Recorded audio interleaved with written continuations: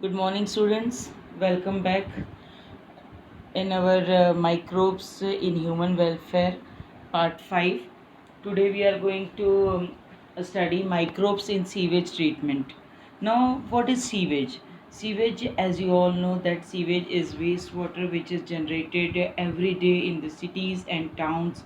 और major sewage का जो मेजर कंपोनेंट होता है वो क्या है इस वेस्ट वाटर का? It is human excreta. तो ह्यूमन एक्सक्रीटा साथ में जो वेस्ट वाटर जो कि हमारे किचन वेस्ट या ये सारा वेस्ट जो वेस्ट वाटर बाथरूम्स वगैरह का कलेक्ट होता है, all that is called as sewage. और इस सीवेज के अंदर it contains a large amount of organic matter and microbes, और ऐसे माइक्रोब्स जो कि पैथोजेनिक भी होते which can cause many diseases. Have you ever wondered where this huge quantity of sewage or urban waste water is disposed of daily? हमने कभी इस बारे में सोचा है कि रेगुलरली ये जो इतना सारा वेस्ट वाटर हम जनरेट करते हैं ये आखिर कहाँ डिस्पोज ऑफ होता है? और इसको डायरेक्टली अगर रिवर्स या स्ट्रीम्स में तो डाला नहीं जाता है। क्यों नहीं डाला जाता? यू नो वेरी वेल, क्योंकि इसके अंदर कई सारे पैथोजेनिक ऑर्गेनिजम्स होते हैं विच कैन कॉज मैनी डिजीजेज। इसीलिए डायरेक्टली रिवर्स या स्ट्रीम्स में इस वाटर को या इस सीवेज वाटर को नहीं डाला जाता है।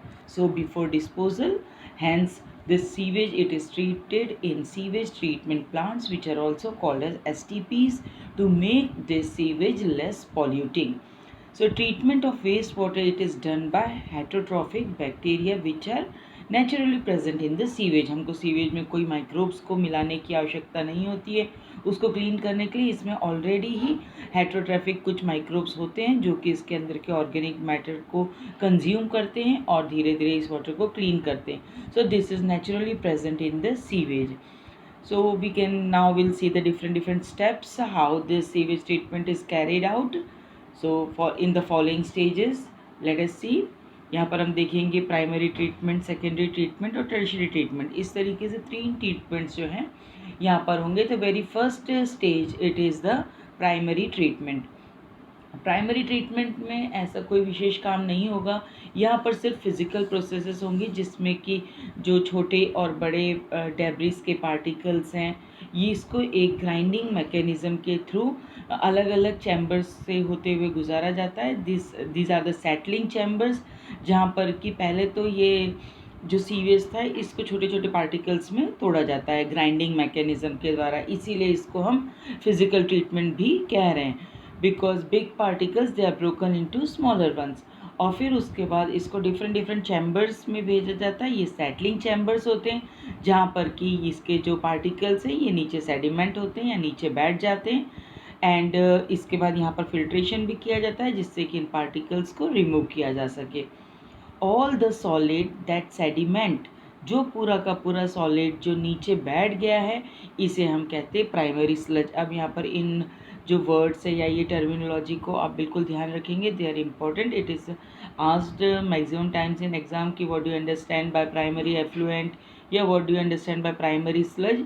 तो सबसे पहले जो प्राइमरी ट्रीटमेंट में जो सेडिमेंट इकट्ठा होता है, जो सारा का सारा सॉलिड जो नीचे सेटल डाउन होता है, that is called as the primary sludge.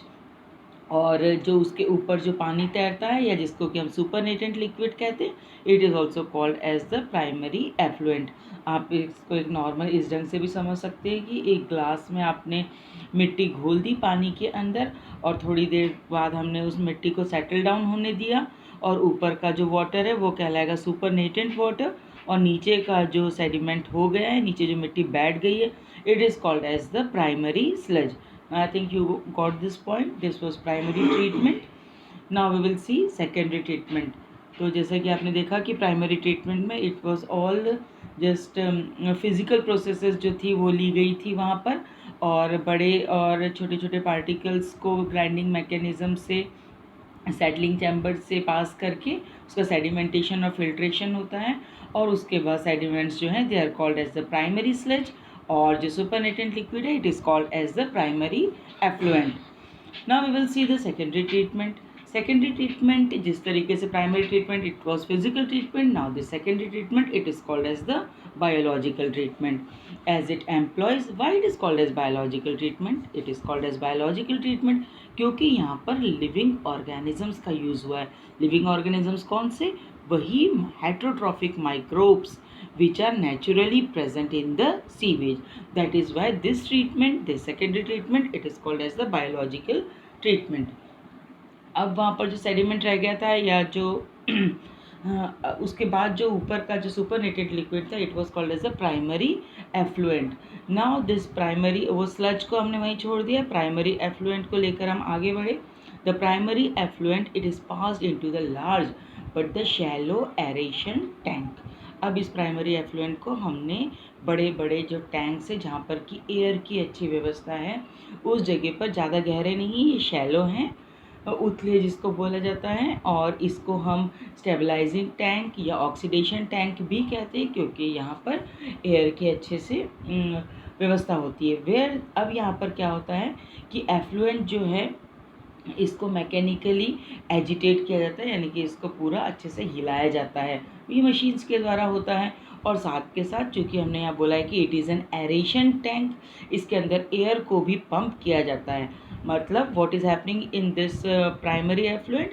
Primary effluent को हमने क्या किया, बड़े बड़े शैलो एरेशन टैंक के थ्रू पास किया, जहाँ पर कि इस एरेशन टैंक को it is also called as oxidation और द स्टेबलाइजिंग टैंक, जहाँ पर कि एफ्लुएंट को constantly it is agitated mechanically, यानी कि किसी मशीन के द्वारा इसको हिलाया जाता है, and air is pumped into it, और इसके अंदर एयर को पंप किया जाता है।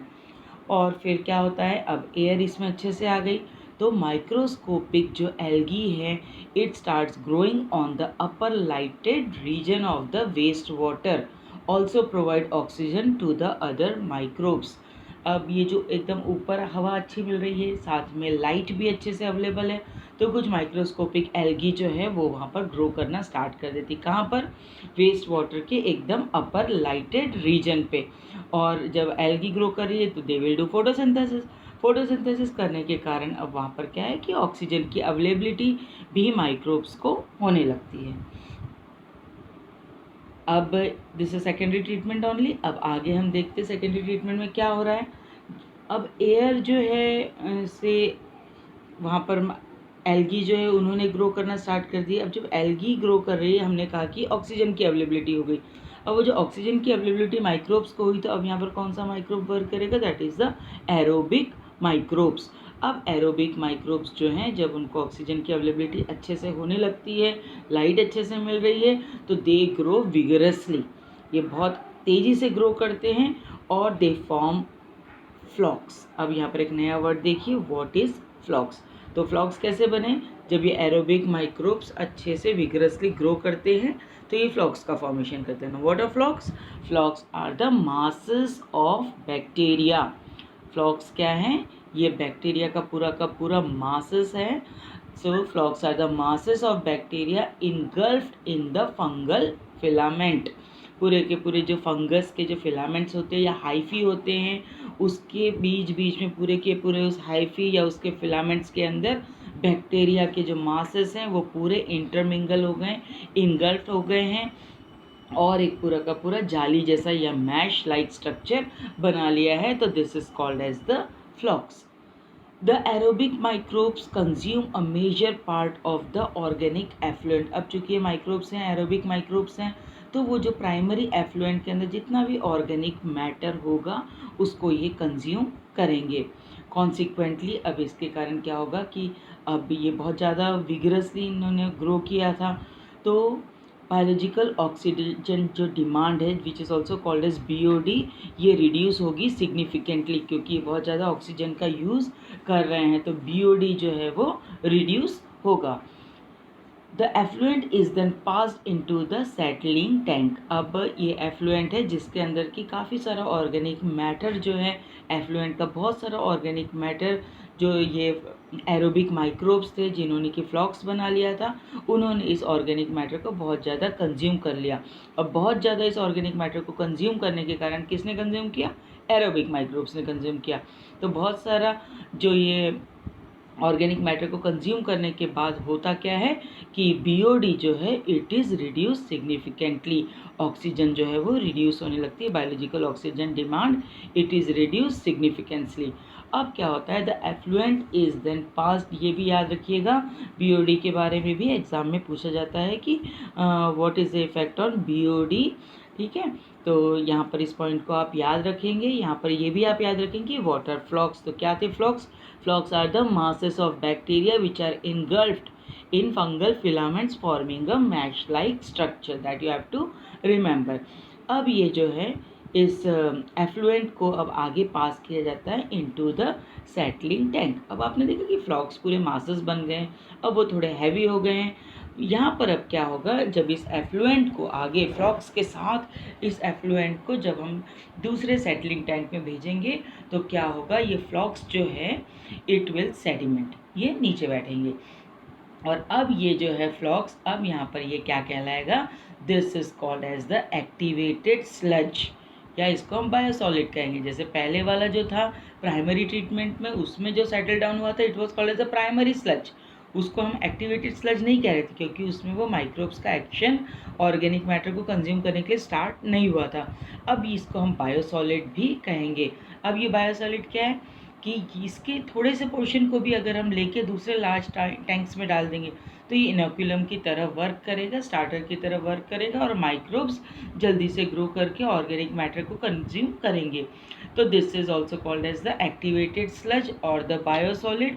और इस बायोसॉलिड का यूज़ हम दूसरे लार्ज टैंक्स में इनोक्यूलम की तरह कर सकते हैं। दूसरे लार्ज टैंक्स कौन से? वही जिसमें कि हम उस एफ्लुएंट को लेकर आए हैं। तो एफ्लुएंट्स बहुत सारे बड़े बड़े टैंक्स में, हमने कहा था कि उसको एरेशन टैंक्स में डाला था, तो एक का जो है बायोसॉलिड को दूसरे जगह पर भी हम उसको यूज़ कर सकते हैं।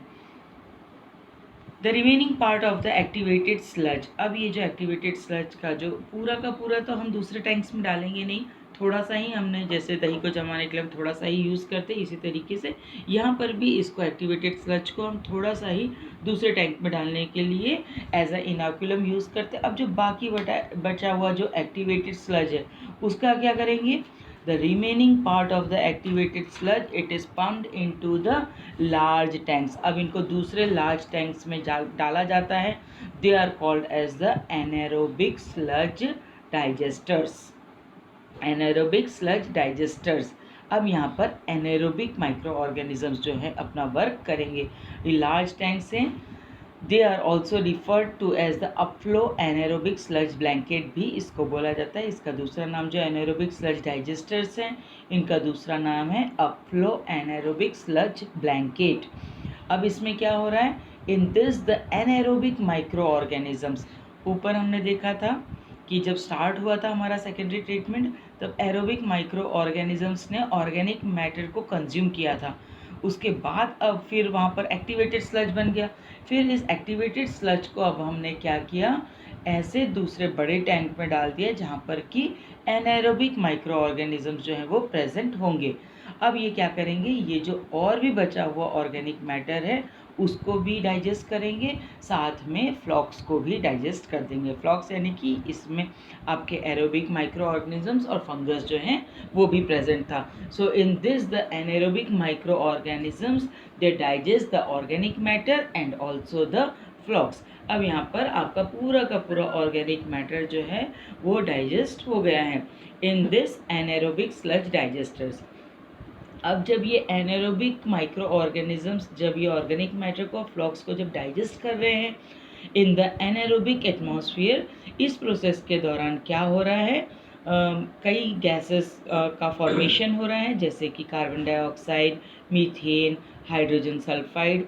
This together this gases they are also called as the biogas which is inflammable, और इसका हम यूज़ सोर्स ऑफ एनर्जी के फॉर्म में करते हैं, तो it is also a biogas. तो यहाँ पर जो इन्हें डाइजेस्टर के बारे में कहा था, it is just like a biogas plant. So इस अब यहाँ पर आपको ये चीज़ भी एग्ज़ाम में कई बार पूछी जाती है कि जो बायोगैस है उसका कंपोजिशन क्या है। तो the composition of the biogas it is carbon dioxide, methane and hydrogen sulphide. So this gases they constitute the biogas. अब सेकेंडरी ट्रीटमेंट भी हो गया। अब सेकेंडरी ट्रीटमेंट में इतना सारा डाइजेशन भी हो गया ऑर्गेनिक मैटर का by the aerobic micro organism as well as the anaerobic micro organisms, biogas का फॉर्मेशन हो गया। अब जो effluent from the secondary treatment plant is generally release, अब जो ये बचा हुआ पानी है जो ऊपर का एफ्लुएंट है, ये अब क्या है, इसको हम नेचुरल वाटर बॉडीज़ में रिलीज़ कर देते हैं, ठीक है। लेकिन अगर हमको इस वाटर को ह्यूमन कंजम्पशन के लिए या एनिमल कंजम्पशन के लिए यूज़ करना है तो हम टर्शरी ट्रीटमेंट का भी यूज़ करते हैं। So here we have to do up to the secondary treatment only. Secondary treatment करके हम उस पानी को नेचुरल वाटर बॉडीज़ जैसे कि रिवर्स है, लेक्स में, उसमें हम इसको डाल सकते हैं। Now let us see the tertiary treatment. It is a physiochemical process which removes the अब ये जो पानी ऊपर आया है एफ्लुएंट सेकेंडरी जो ट्रीटमेंट के बाद, वो भी इतना क्लीन नहीं है, उसमें टर्बिडिटी तो दिखाई देती है। टर्बिडिटी का मतलब है कि वाटर थोड़ा सा मटमैला सा दिखाई देगा। It is not that clean as the drinking water should be, क्योंकि इसमें क्या है, कुछ डिजॉल्व ऑर्गेनिक और इनऑर्गेनिक कंपाउंड्स जैसे कि फॉस्फोरस, नाइट्रोजन और कुछ ऐसे पैथोजेंस भी प्रेजेंट है which we not remove in the aerobic and the anaerobic treatment. अब इसमें क्या होगा, कुछ केमिकल ऑक्सीडेशन को इन्वॉल्व किया जाएगा जिसमें कि ऑक्सीडाइजिंग एजेंट्स जैसे कि percolate salts, ozone gas, chlorine, UV radiation. आजकल आपने फिल्टर्स में देखा है कि उसमें ओजोन गैस वगैरह का यूज़ किया जाता है, क्लोरीन का यूज़ करते हैं, यूवी रेडिएशंस का यूज़ करते हैं, तब जाके वाटर को पूरी तरीके से क्लीन किया जाता है। After tertiary treatment the waste water can be discharge into the water body and then they can be use for the drinking purpose also. Till date अभी तक कोई भी ऐसी मैनमेड टेक्नोलॉजी नहीं बन पाई है जो कि इस माइक्रोबियल सीवेज ट्रीटमेंट का राइवल हो या उसका कंपैरिजन कर सके। So this sewage treatment, it is only possible by the microbial actions या microbial treatment only.